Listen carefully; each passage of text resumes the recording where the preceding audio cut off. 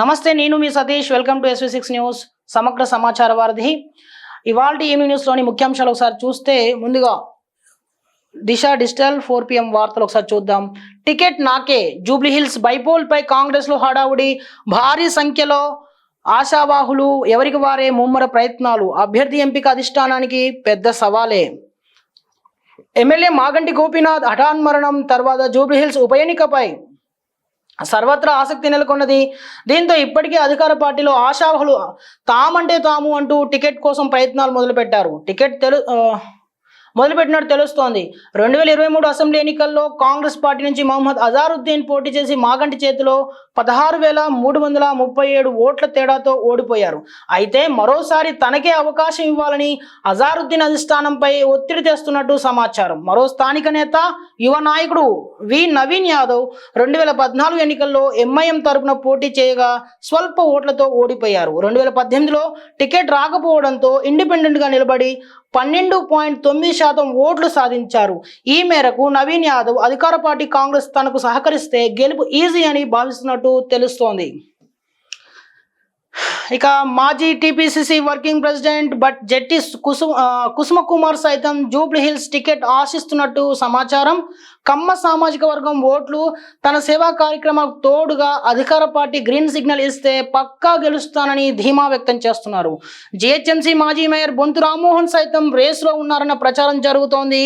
తమకు Jubilee hills లో మంచి పట్టు ఉందని, జిహెచ్ఎంసీ ఎన్నికల్లో అన్ని ప్రాంతాల్లో పనిచేశానని, టికెట్ ఇవ్వాలని ఆయన పార్టీ పెద్దలతో మంతనాలు జరుగుతున్నట్టు తెలుస్తోంది. మైనార్టీ ఓట్లు ఎక్కువ ఉండడంతో టీఎంఆర్ఐ ఈఎస్ చైర్మన్ మహమ్మద్ ఫహీద్దీన్ ఖురేషీ కూడా జూబ్లీ హిల్స్ టికెట్ అడుగుతున్నారు.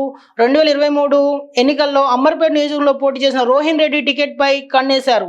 స్థానిక నేతనంటూ ఆయన హైకమాండ్ ను టికెట్ అడుగుతున్నట్టు సమాచారం. ఇక హైకమాండ్ సర్వే తర్వాతే టీపీసీసీ చీఫ్ కూడా దీనిపై స్పందించారు. ఆయన మాట్లాడుతూ, ఆశావాహులు భారీగా ఉండడంతో కాంగ్రెస్ పార్టీకి అభ్యర్థి ఎంపిక తలనొప్పిగా మారే అవకాశం ఉంది. ఒకరికి ఇస్తే మరొకరికి రియాక్షన్ ఏంటో అనే ఆందోళన నెలకొన్నది. అయితే అధిష్టానం ఏఐసీసీ స్థాయి నేతలతో సర్వే జరిపి ఆ నివేదిక సమర్పించిన తర్వాతే రాష్ట్ర నేతలతో చర్చించి అభ్యర్థిపై నిర్ణయం తీసుకుంటారని పిసిసి చీఫ్ మహేష్ కుమార్ గౌడ్ వెల్లడించారు. జూబ్లీహిల్స్ బైపోల్ పై కాంగ్రెస్ లో చాలా మంది రేస్లో ఉన్నారని మనకు సమాచారం అందుతోంది. ఇప్పటికే ఈ రేస్లో అంటే అంతకుముందు ఇండిపెండెంట్ గా పోటీ చేసిన, అంటే ఇంకా ఎంఐఎం తరపున కూడా పోటీ చేసినటువంటి నవీన్ కుమార్ యాదవ్ చాలా స్వల్ప తేడాతో గత 2023 ఎలక్షన్స్ లో ఓడిపోయారు. సో ఆయన ఈసారి కాంగ్రెస్ పార్టీ సహకారంతో పోటీ చేయదలుచుకున్నారు. ఆయన తనకు కాంగ్రెస్ సహకరిస్తే తప్పక ఆ సీటు గెలుచుకొస్తా అని చెప్పేసి ఆయన ఆశిస్తున్నట్టుగా తెలుస్తోంది. ఇక కాంగ్రెస్ పార్టీలోనే ఈ సీటుపై మహమ్మద్ అజారుద్దీన్ మాజీ ఇండియన్ క్రికెటర్, ఇండియన్ టీం మాజీ కెప్టెన్ అజారుద్దీన్ సైతం ఇక్కడ నుంచి పోటీ చేయడానికి సిద్ధపడుతున్నారు. ఆయన గత ఎన్నికల్లో 16,000 ఓట్ల పైన తేడాతో ఓడిపోయారు. సరే, మరోసారి తన అదృష్టాన్ని పరీక్షించుకోవడానికి ఆయన సిద్ధంగా ఉన్నారు. ఆ సీట్లో పోటీ చేయడానికి తాను సిద్ధంగా ఉన్నట్టుగా ఆయన సంకేతాలు ఈ పార్టీకి ఇచ్చారు. ఇక మరో వ్యక్తి రోహిన్ రెడ్డి అమర్పేట నుంచి గతంలో పోటీ చేసిన ఆయన ఈసారి ఇక్కడ కూడా కన్నేసినట్టుగా మనకు తెలుస్తోంది. ఆయన రేస్లో తాను ఉన్నట్టుగా ఇప్పటికీ ఆయన కూడా సంకేతాలు అందిస్తున్నారు. మరొక వ్యక్తి, ఇంకా కాంగ్రెస్ పార్టీలో చెప్పుకోవాల్సిన వ్యక్తులలో మరొకరు కుసుమ కుమార్. ఈయన కమ్మ సామాజిక వర్గానికి చెందిన వ్యక్తి.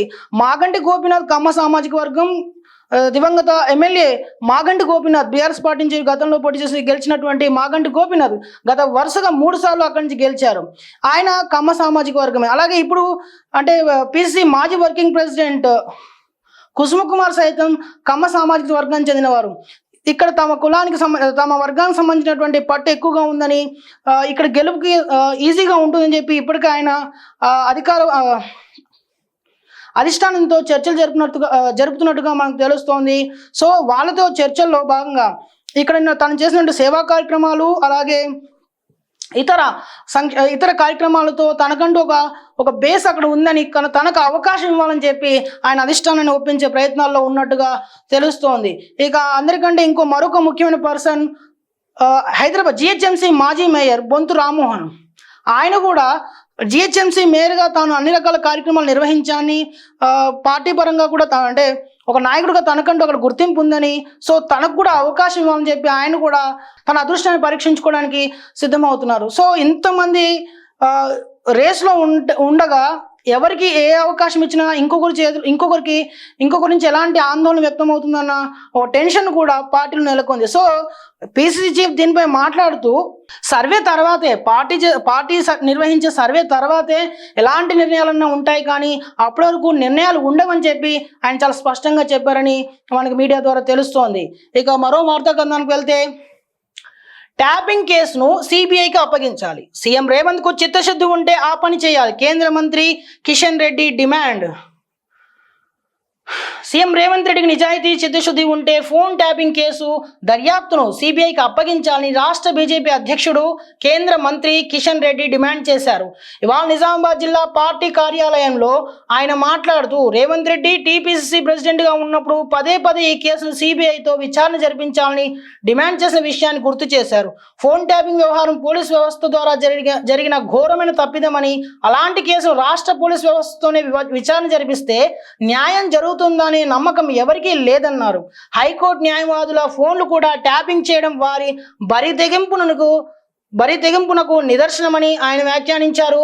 రైతుల పట్టుదల, ఎంపీ అరవింద్ కృషి, ప్రధాని మోడీ ఆశీస్సులతో నిజామాబాద్లో జాతీయ పసుపు బోర్డు ఏర్పాటు సాధ్యమైందని కిషన్ రెడ్డి అన్నారు. అంతేకాకుండా జాతీయ పసుపు బోర్డుకు జిల్లాకు చెందిన రైతు బిడ్డ పల్లె గంగారెడ్డిని చైర్మన్ చేయడం మరో విశేషమని ఆయన పేర్కొన్నారు. ఈ నెల 29న కేంద్ర హోంమంత్రి అమిత్ షా జాతీయ పసుపు బోర్డు కేంద్ర కార్యాలయాన్ని ప్రారంభించనున్నట్టు ఆయన తెలిపారు. రైతులంతా రాజకీయాల అతీతంగా ఈ కార్యక్రమానికి హాజరు కావాలని కిషన్ రెడ్డి విజ్ఞప్తి చేశారు. సో ఫోన్ ట్యాపింగ్ అంశంపై కేంద్ర మంత్రి అలాగే బీజేపీ రాష్ట్ర అధ్యక్షులు కిషన్ రెడ్డి స్పందించారు. ఫోన్ ట్యాపింగ్ అంశాన్ని సిబిఐకి అప్పగించాలని గతంలో రేవంత్ రెడ్డి చేసినటువంటి వ్యాఖ్యలను పదే మరోసారి ఆయన గుర్తు చేశారు. గతంలో ఎందుకు అడిగారు, ఇప్పుడు ఎందుకు అంటే మౌనంగా ఉన్నారు అంటే, ఏదైతే పోలీస్ వ్యవస్థతో తప్పు జరిగిందో అదే పోలీస్ వ్యవస్థను ఉపయోగించుకొని ఇక్కడ విచారణ జరిపించడం అనేది హాస్యాస్పదంగా ఉందని, పలు అనుమానాలు కూడా తావిస్తుందని, దీని ద్వారా కేసు కొలిక్కి వస్తుందనే నమ్మకం లేదని చెప్పి ఆయన వ్యాఖ్యానించినట్టుగా తెలుస్తుంది. సో ఈ కేసును సిబిఐకి అప్పగించడం ద్వారానే దీనిపైన సమగ్రమైన ఒక పూర్తి విషయాలు బయటకు వచ్చే అవకాశం ఉందని చెప్పి కిషన్ రెడ్డి వ్యాఖ్యానించారు. ఇక నిజామాబాద్లో ఏర్పాటు చేసినటువంటి పసుపు బోర్డును కూడా ఈ నెల 29న అమిత్ షా ప్రారంభిస్తారని చెప్పి ఆయన అన్నారు. సో పలు విషయాలపై ఆయన స్పందించారు. ముఖ్యంగా ఫోన్ ట్యాపింగ్ అంశం అయితే ఇక్కడ ప్రధానంగా నిలుస్తోంది. మొగుడు పిల్లల మాటలు విన్నారు, ఇతరుల రహస్యాలు వినడమే పనిగా పెట్టుకున్నారు, నా ఫోన్ ట్యాప్ అవుతున్నదని పోలీసులే చెప్పారు. కాంగ్రెస్ సీనియర్ నేత జగ్గారెడ్డి హాట్ కామెంట్స్. బీఆర్ఎస్ హయాంలో కేసీఆర్, ఆయన కుటుంబ సభ్యులు, ఇంటెలిజెన్స్ టాస్క్ ఫోర్స్ అంతా కాంగ్రెస్ పార్టీ ముఖ్య నేతల ఫోన్ ట్యాపింగ్ చేయడమే పనిగా పెట్టుకున్నారని కాంగ్రెస్ సీనియర్ నేత, మాజీ ఎమ్మెల్యే జగ్గారెడ్డి కొంతమంది టార్గెట్ గా పెట్టుకుని అధికార దుర్వినియోగం పాల్పడ్డారని ఫైర్ అయ్యారు. ఇవాళ ఆయన గాంధీ భవన్లో మీడియాతో మాట్లాడుతూ, కేసీఆర్, కేటీఆర్, హరీష్ రావు, కవిత రాత్రిపూట ఫోన్ల వద్దే పడుకునేవారేమోనని అనుమానం వ్యక్తం చేశారు. చివరకు మొగుడు పెళ్ళాల మాట్లాడుకున్నవి కూడా రికార్డ్ చేశారంటూ మండిపడ్డారు. నా ఫోన్ ట్యాప్ అవుతున్నట్లు గతంలో చాలా మంది పోలీసు అధికారులే తనతో చెప్పారని ఆయన అన్నారు. అందుకు తాను ఫోన్ ట్యాప్ చేసి పీకేదేముందని వారితో చెప్పానని గుర్తు చేశారు. అధికారంలోకి వచ్చిన మొదటి ఏడాది మినహా మిగతా 8 ఏళ్లు కేసీఆర్ ఇతరుల వ్యవహారాలను, రహస్యాలు వినడమే పనిగా పెట్టుకున్నారని జగ్గారెడ్డి ఆగ్రహం వ్యక్తం చేశారు. ఫోన్ ట్యాపింగ్ అంశంపై జగ్గారెడ్డి కూడా స్పందించారు. ఆయన కూడా తీవ్ర స్థాయిలో మండిపడ్డారు. గత కేసీఆర్ సర్కార్ దాదాపు 8 ఏళ్లు ఈ ఫోన్ల వ్యవహారాలను వినడమే పనిగా పెట్టుకుంది, ట్యాపింగ్ వ్యవహారమే ప్రధానంగా నడిచిందని చెప్పి ఆయన తీవ్ర స్థాయిలో మండిపడ్డారు. అంతేకాకుండా తన ఫోన్ ట్యాప్ అవుతున్నట్లు స్వయంగా పోలీసులు తనకు చెప్పినట్టుగా ఆయన వ్యాఖ్యానించారు. సో దీనిపైన ఆయన అంటే కేసీఆర్, కేటీఆర్, కవిత, హరీష్ రావు ఈ నలుగురు కూడా రాత్రిపూట ఫోన్ వద్దే పడుకునేవారని అంటూ ఆయన ఒక సెటైర్ కూడా వేశారు. ఇక ఆర్టీఏ ఆఫీసులో ఏసీబీ సోదాలు, ఉప్పల్, తిరుమలగిరి, కామారెడ్డి, పెద్దపల్లిలో రైడ్స్. రాష్ట్రంలో ఏసీబీ అధికారులు వరుస దాడులతో ప్రభుత్వ అధికారుల గుండెల్లో రైళ్లు పరిగెత్తిస్తున్నారు. పక్కాగా ట్రాప్ చేసి ట్రాప్ చేసి అక్రమార్కులు ఆట కట్టిస్తున్నారు.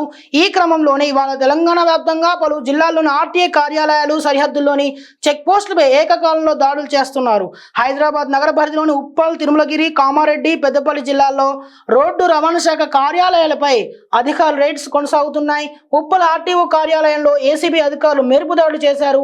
ఏకంగా కార్యాలయం గేటు మూసివేసి 2 ఆర్టీఏ బ్రోకర్లను అదుపులోకి తీసుకుని వారిని విచారిస్తున్నారు. ఈ పరిణామంతో ఆర్టీఏ కార్యాలయం పరిధిలో అప్పటి వరకు గుమ్ముకున్న ఏజెంట్లు పరారయ్యారు. అయితే డ్రైవింగ్ లైసెన్స్, డ్రైవింగ్ టెస్ట్, వాహనాల రిజిస్ట్రేషన్ కోసం వచ్చిన వాహనదారులు ఆకస్మిక ఏసీబీ రైడ్స్ కారణంగా కొన్ని గంటలుగా వేచి చూస్తున్నారు. పెద్దపల్లి జిల్లా కేంద్రంలో ఆర్టీఏ కార్యాలయంలో ఏసీబీ సోదాలు నిర్వహిస్తున్నారు. భారీగా నగదు దొరికినట్లు విశ్వసనీయ సమాచారం. డిటిఓ, వెహికల్ ఇన్స్పెక్టర్లను నిర్బంధించారు. ఈ సోదాలకు సంబంధించిన పూర్తి సమాచారం తెలియాల్సి ఉంది.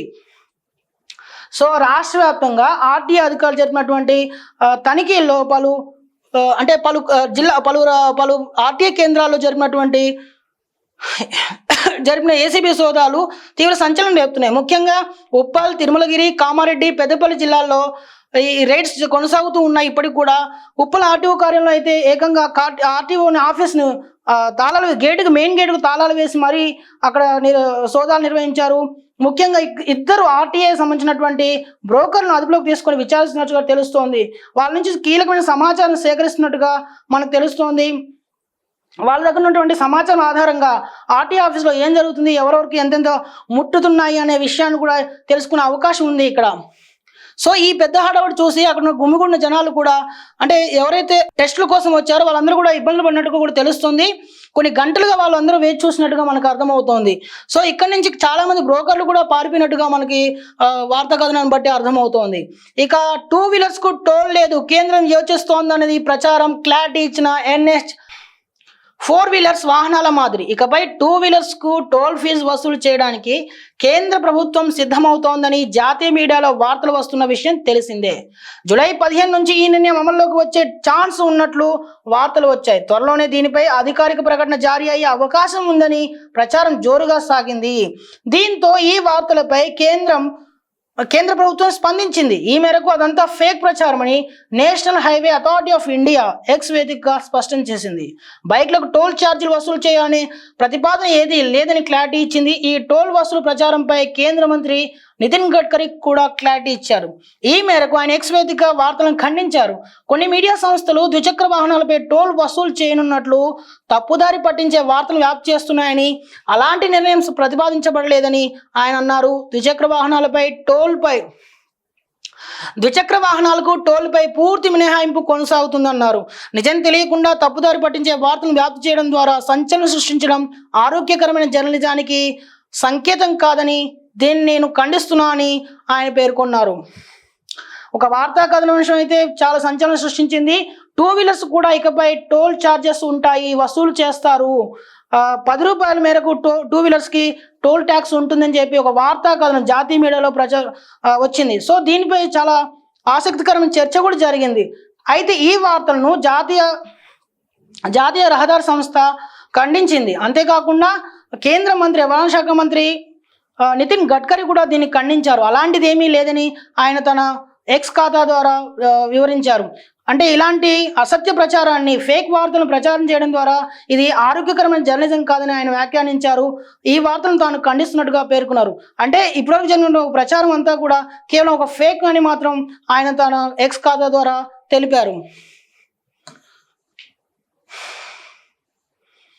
కార్పొరేట్ల కోసమే జీవో నెంబర్ 49 జంతువుల రక్షణకు అనేది అవాస్తవం. ఆదివాసులను అడవులకి దూరం చేసే ప్రయత్నం. మావోయిస్ట్ పార్టీ అధికార ప్రతినిధి జగన్ పేరుతో లేఖ విడుదల. కార్పొరేట్ సంస్థలకు కొమ్ము కాసేందుకు కేంద్ర ప్రభుత్వం జీవో నెంబర్ 49 తీసుకొచ్చిందని మావోయిస్ట్ పార్టీ ఆరోపించింది. ఈ మేరకు రాష్ట్ర కమిటీ అధికార ప్రతినిధి జగన్ పేరిట సంచలన లేఖను విడుదల చేసింది. ఆదివాసుల ఉద్యమ స్ఫూర్తిగా ఏర్పాటైన కొమరం భీం జిల్లాలో సుమారు 339 గ్రామాల ప్రజలను ఖాళీ చేయించాలంటూ 2025 మే 5న జారీ చేసిన జీవోను వెంటనే రద్దు చేయాలని లేఖలో డిమాండ్ చేశారు. జీవో ముఖ్య ఉద్దేశం జంతువుల కోసం కాదు అనేది వాస్తవమని, మానవ పులులైన మోడీ, అమిత్ షాలకు మానసపుత్రులైన అదానీ, అంబానీ కార్పొరేట్ సంస్థల కోసమే తెచ్చారని విషయాన్ని అందరూ గమనించాలని ఆయన సూచించారు. వేల ఏళ్లుగా అడవిని జంతువులను కాపాడుతూ సహజీవనం చేస్తున్న మూలవాసులను అడవికి దూరం చేసే కుట్ర జరుగుతోందని ఆయన లేఖలో పేర్కొన్నారు. తెలంగాణలోని 33 జిల్లాల్లో కొమరంభీం, ములుగు, భద్రాద్రి జిల్లాలు భవిష్యత్తులో కనుమరుగవుతాయని లేఖలో పేర్కొన్నారు. రానున్న రోజుల్లో సుమారు 10 నియోజకవర్గాల ఊసే ఉండదన్నారు. ఇప్పటికే ఆ అనాలోచిత నిర్ణయాల పట్ల ఐక్యరాజ్య సమితి నిపుణులతో పాటు మానవ హక్కుల విభాగం అభ్యంతరం వ్యక్తం చేసిన ప్రభుత్వం పట్టించుకోవట్లేదన్నారు. ములుగు జిల్లాలోని ఆదివాసీ ప్రాంతాల్లో ఫారెస్ట్ అధికారులు, పోలీసులు ఆదివాసులను తీవ్ర ఇబ్బందులు గురి చేస్తున్నారని, అరెస్టు కేసులతో గూడాలను ఖాళీ చేయించడానికి ప్రయత్నాలు చేస్తున్నారని తెలిపారు.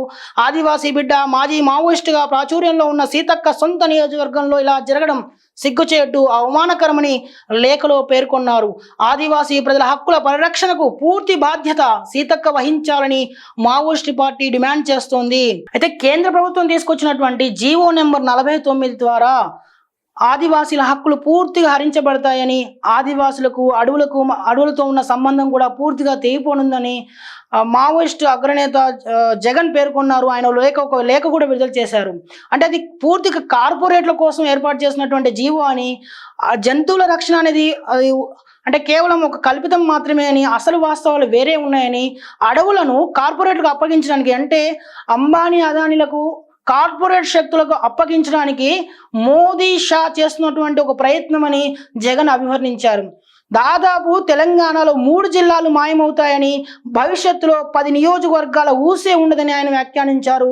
ముఖ్యంగా కొమరంభీం, ములుగు, భద్రాచలం జిల్లాలు కనుమరుగు కాబోతున్నట్టుగా ఆయన హెచ్చరించారు. పూర్తిగా అడవులను నాశనం చేసే విధంగా, కార్పొరేట్లకు అప్పగించే విధంగా ఈ ప్రయత్నాలు ఉన్నాయని కేంద్ర ప్రభుత్వం చేస్తున్నటువంటి ఒక భారీ కుట్రగా ఆయన పేర్కొన్నారు. ఈ నేపథ్యంలో ఆయన మరొక వ్యాఖ్య కూడా చేశారు. మంత్రి సీతక్క అంటే ఆదివాసీ బిడ్డగా, మూలవాసీ బిడ్డగా, ఆయన మూలవాసిగా, అలాగే మాజీ మావోయిస్టుగా ప్రాచుర్యంలో ఉన్న సీతక్క దీనిపై పూర్తి దృష్టి పెట్టాలని, అక్కడ ఉన్నటువంటి ఆదివాసులకు జరుగుతున్న అన్యాయాన్ని ఆమె ప్రశ్నించాలని, ఎదిరించాలని, పోలీసుల ద్వారా జరుగుతున్న చర్యలను ఖండించాలని జగన్ పేర్కొన్నారు. పూర్తి స్థాయిలో సీతక్క దీనిపై దృష్టి పెట్టాలని ఆయన సూచించారు. ఇక వెలుగు పేపర్ చూసుకుంటే ముఖ్యంగా సోషల్ మీడియా అకౌంట్స్ దాచేస్తే నో వీసా, రూల్స్ కఠినతరం చేసిన అమెరికా. FMJ కేటగిరీ వీసాలకు వర్తింపు. DS-160 వీసా దరఖాస్తుదారులు 5 ఏళ్ల వివరాలు ఇవ్వాలి. సమాచారం సరైనదేనని సెల్ఫ్ డిక్లరేషన్ మస్ట్, ఎక్స్ వేదికగా వెల్లడించిన ఎంబసీ. సో ఇక వీసాలు కఠినతరం కాబోతున్నాయి. రూల్స్ని మరింత కఠినం చేసింది అమెరికా. ముఖ్యంగా సోషల్ మీడియా అకౌంట్స్ని బహిర్గతం చేయాలని, గత 5 ఏళ్లుగా వాళ్ళు ఎవరైతే సోషల్ మీడియా అకౌంట్స్ యూజ్ చేస్తున్నారో ఆ యూజ్ చేస్తున్నటువంటి అకౌంట్స్ అన్నింటిని కూడా బయట పెట్టాలని చెప్పేసి ఒక రూల్ అయితే తీసుకొచ్చింది. ఒక సెల్ఫ్ డిక్లరేషన్ కూడా మస్ట్ అని చెప్పి ఎంబసీ ఒక ఎక్స్ వేదికగా తన ఈ కొత్త నిబంధన అయితే చెప్పింది. సో ఇప్పటి నుంచి వీసాలకి అందరికి కూడా అందుబాటులో ఉండే అవకాశాలు తక్కువగా ఉన్నాయి. ఆర్టీ ఆఫీస్ సంబంధించి ఏసీబీ రేట్స్ కూడా ఇక్కడ ప్రత్యేక కథనంగా ఉంది. ఆరోగ్య శాఖలో కొలువుల జాతర, నేడో రేపో 3 నోటిఫికేషన్లు. 17 నెలల్లో 8,000 కొలువులు భర్తీ చేసిన వైద్య శాఖ. Assistant professor, dental assistant surgeons, speech pathologist నోటిఫికేషన్లు. మెడికల్ కాలేజీలో ఉద్యోగాల భర్తీకి సిద్ధమైన సర్కార్. సో హెల్త్ డిపార్ట్మెంట్ కూడా కొలువులకు సంబంధించి జాతర మొదలైందని చెప్పుకోవచ్చు. 3 నోటిఫికేషన్ రానున్నట్టుగా ఒక ప్రకటన అయితే వెలువడుతుంది. ఒక వార్తా కథనం అయితే ఉంది ఇక్కడ. 15 నెలల్లో దాదాపు ఇప్పటికీ 8,000 కొలువులను భర్తీ చేసింది వైద్య శాఖ. తాజాగా అసిస్టెంట్ ప్రొఫెసర్, అలాగే dental assistant surgeons, speech pathologist notification కూడా వెలువడనున్నాయి. సో ఇది మెడికల్ స్టూడెంట్స్ అందరికీ కూడా, మెడికల్ అభ్యర్థులందరికీ కూడా ఇది ఒక గుడ్ న్యూస్ అని చెప్పవచ్చు. ఇక డాకింగ్ సక్సెస్. ISSతో స్పేస్ ఎక్స్ డ్రాగన్ అనుసంధానం. అంతర్జాతీయ అంతరిక్షంలోకి శుభాంశు శుక్లా సహా 4 వ్యోమగాములు. 14 రోజుల పాటు పరిశోధనలు. అంతర్జాతీయ అంతరిక్ష కేంద్రంతో స్పేస్ ఎక్స్ డ్రాగన్ వ్యోమనౌక డాకింగ్ విజయవంతమైంది. మరికొద్దిసేపట్లో శుభాంశు శుక్లా సహా 4 వ్యోమగాములు ISSలో అడుగుపెట్టనున్నారు. దీంతో అంతర్జాతీయ అంతరిక్షంలోకి అడుగుపెట్టిన మొదటి భారతీయుడిగా శుభాంశు శుక్లా రికార్డులు కనుగొన్నారు. యాక్సియం 4 మిషన్లో భాగంగా భారత కాలమానం ప్రకారం నిన్న మధ్యాహ్నం 12 గంటల ఒక నిమిషానికి ఫ్లోరిడాలోని కెనడీ స్పేస్ సెంటర్ నుంచి ఫాల్కన్ 9 రాకెట్ విజయవంతంగా దూసుకెళ్లిన విషయం తెలిసిందే. ఇవాళ మధ్యాహ్నం 3:45 స్పేస్ ఎక్స్ డ్రాగన్ ISSతో అనుసంధాన ప్రక్రియ మొదలైంది. 14 రోజుల పాటు 4 ఆస్ట్రోనాట్స్ అక్కడ పరిశోధన చేయనున్నారు. డాకింగ్ అయితే సక్సెస్ అయింది. మన దేశం తరపు నుంచి అంటే అంతర్జాతీయ అంతరిక్ష కేంద్రంలోకి అడుగు పెట్టనున్నటువంటి మొదటి భారతీయుడిగా శుభాంశు శుక్లా రికార్డులకు ఎక్కనున్నారు. ఇప్పటికే నిన్న మధ్యాహ్నం 12:01 బయలుదేరిన రాకెట్ ఏదైతే ఉందో వ్యోమనౌక స్పేస్ డ్రాగన్ వ్యోమనౌక డాకింగ్ విజయవంతమైందని చెప్తున్నారు. ఫాల్కన్ 9 రాకెట్ విజయవంతంగా దూసుకువెళ్ళింది నిన్న మధ్యాహ్నం 12:01. ఇవాళ మధ్యాహ్నం 3:45 స్పేస్ ఎక్స్ డ్రాగన్ ISSతో అనుసంధానమైంది. సో ఇది ఒక చరిత్రాత్మకమైన విషయం అని చెప్పొచ్చు. దాదాపు వీళ్ళు 14 రోజుల పాటు అక్కడ పరిశోధన చేయనున్నారు.